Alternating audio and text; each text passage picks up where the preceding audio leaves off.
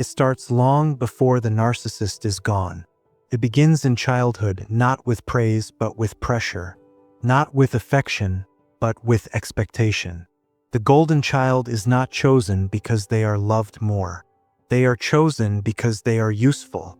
They are the mirror, the reflection of the narcissist's image polished to perfection. The golden child learns early that their value lies in how well they can make the parent look good, feel powerful, seem superior. To outsiders, they appear favored, smart, talented, special.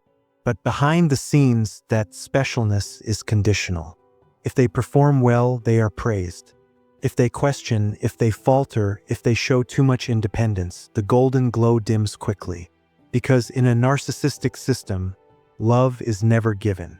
It is traded. And the golden child becomes an expert in the trade. They learn to anticipate needs, to read moods, to say the right thing, to shine when needed and disappear when not.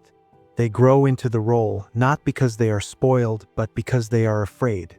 Afraid of losing favor, afraid of becoming the scapegoat, afraid of being seen as anything less than exceptional. And then one day the narcissist is gone. Maybe they die, maybe they leave, maybe the child, now grown, finally walks away. But the absence is not quiet. It is full of noise, of questions, of confusion. Who am I now? Because the golden child was not just playing a role, they were living it. They were building their identity around someone else's reflection. Their confidence, their choices, their worth, all of it was wrapped around the narcissist's approval. And without it, there is no applause, no spotlight, no one to perform for, only silence. In that silence, many golden children fall into covert depression. Not dramatic sadness, but a quiet collapse of self. They may seem high-functioning, successful, even admired, but inside they feel hollow. Not because they failed, because they were never taught to exist outside the role. In therapy, this moment is often described as an identity crisis. But it's more than that. It's a grief, a death of the false self, the version that was built to survive, to please, to shine on cue. The version that masked the real child, the one who had needs, questions, feelings that didn't fit the script. The golden child often has no language for their pain. After all, they were the lucky one. They weren't hit like the scapegoat. They weren't ignored like the invisible sibling. They were seen, but not for who they were, only for who they were supposed to be. And that kind of seeing is a slow erasure.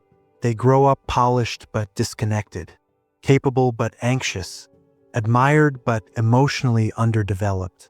They struggle with boundaries, not because they're weak, but because their entire life was built around someone else's needs.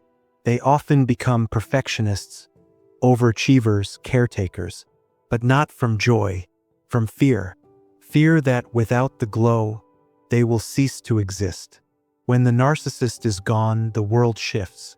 The golden child may try to continue the performance, but something falters. The script no longer fits. The applause feels empty. The goals feel forced. And in the quiet, something buried begins to rise. A kind of ache, a hunger for authenticity.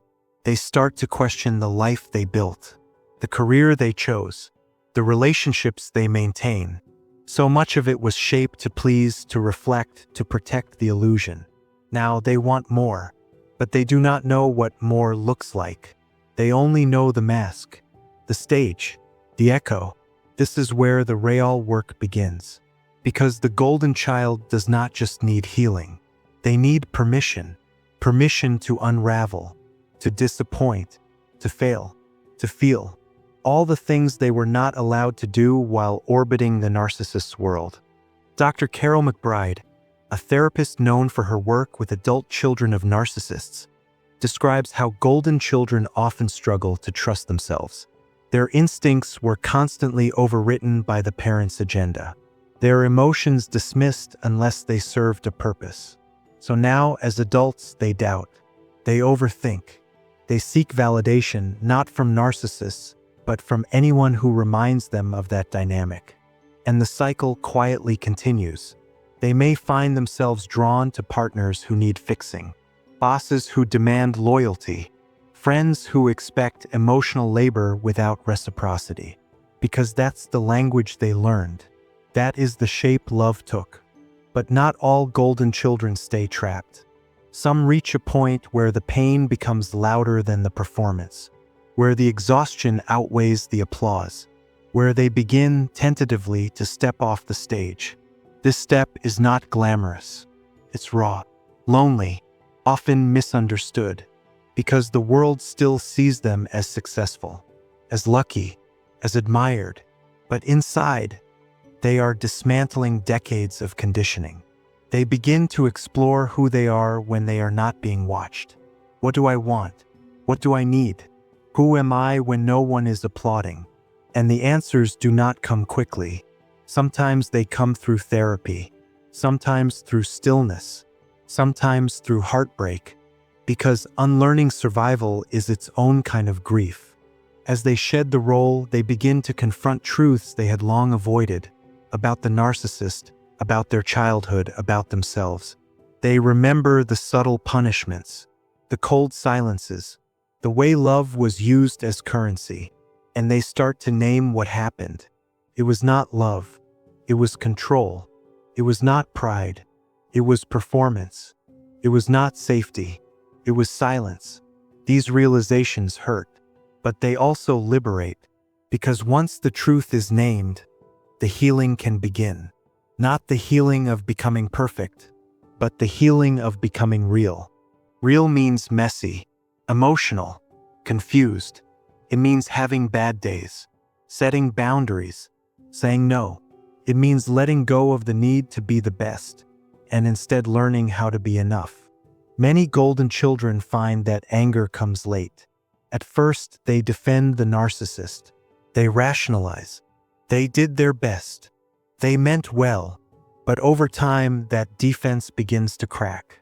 The inner child, the one who was never allowed to feel, begins to speak. And that child is angry. Rightfully so. That anger is not dangerous. It is not toxic.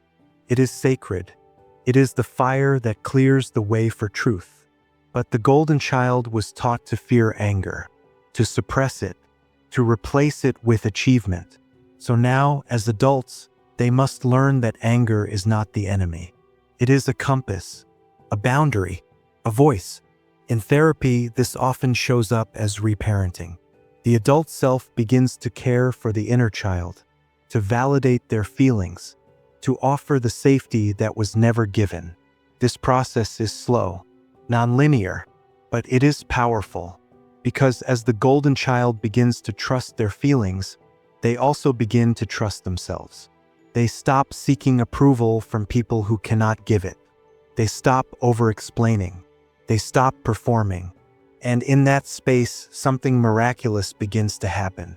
They start to feel, not just the grief, not just the rage, but the joy, the curiosity, the freedom. They rediscover passions that were buried beneath pressure. They form relationships rooted in mutual respect. They learn to rest, to say no, to ask for help. And each time they do, the false self recedes, and the true self emerges. But this emergence does not mean the pain is gone. The scars remain, the triggers, the old habits. But now they are met with awareness, with compassion, with choice. And that changes everything. Because the golden child, once trapped in someone else's story, is finally writing their own. So they stop performing, and something unfamiliar settles in. Silence, stillness, the kind they had never known before. Not the silence of punishment or emotional withdrawal, but the kind that asks nothing of them. The kind that waits, that holds. And at first, that stillness is unbearable, because the golden child was trained to earn their place, to fill every space with proof of worth, to speak only when it would win them love. Now, in this new space, no one is watching. No one is grading. There is nothing to fix, no identity to uphold. Just them, raw, unsure, slowly waking up to their own existence. This is where integration begins. Not a rebirth, but a return to a self that had always been waiting. They revisit memories with new eyes. They see the smile they once thought was approval and now recognize the manipulation behind it. They recall the trophies, the applause, the exaggerated praise, and realize it was not for them, but for the parent who needed to shine through them. The truth is painful, yes, but it is clarifying. And in that clarity, they begin to distinguish between love and control, between admiration and ownership, between obligation and care. They notice patterns not just in their family of origin, but in their friendships, their romantic lives, even their work. How often they overfunction, how quick they are to take blame, how easily they tolerate emotional labor from others. And they begin to question not just what they were told, but what they came to believe about themselves. Am I lovable when I'm not impressive? Will people stay if I'm not the strong one? What happens when I let myself be ordinary? And slowly they begin to test these questions. They share messy truths. They admit they're tired. They stop offering more than they have. And they pay attention to who remains, who listens, who reciprocates. The ones who stay become anchors, not saviors. Just people who meet them as they are, not as who they're trying to be. These new connections are sometimes awkward at first. Intimacy built on honesty rather than performance can feel foreign. But it is real. And real is what they've been aching for. They start saying no without apology. They start creating without needing applause. They start existing without justification. And in doing so, they reclaim something stolen long ago, the right to be whole. Many golden children find their voices in new, unexpected ways. Through art, through rest, through work that no longer demands perfection but values presence. They explore slowness. They build relationships with themselves. They learn to ask, what do I enjoy? What do I fear? What do I need? Not as an act of rebellion, but of return. Sometimes they write letters they never send. Sometimes they grieve parents who are still alive. Sometimes they forgive themselves for the times they betrayed their own boundaries just to stay safe. And they cry not because they're broken, but because they're healing.